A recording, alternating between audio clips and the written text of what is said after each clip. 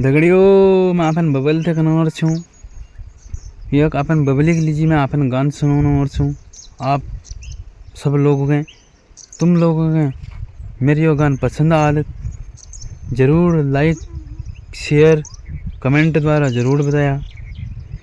बबली मेरे गाँव कबानी मेरी बबू आजा तू मेरे ककुड़ बबली मेरे गाँव कबानी बबली आजा तू मेरे ककुड़ त्वेकनी ठंडो यो पानी प्याऊनु बबली आजा तू मेरे ककुड़ बबली त्वेकनी पानी प्याऊं सीता को आजा तू मेरे ककुड़ वहाँ बटी जाए उन लोग जो बबली आजा तू मेरे ककुड़ कामुआ मैंने उनो त्यार ककोड़ा कामुआ घाम लागनी त्यार ककोड़ कामुआ मैंने उनो त्यार ककोड़ा कामुआ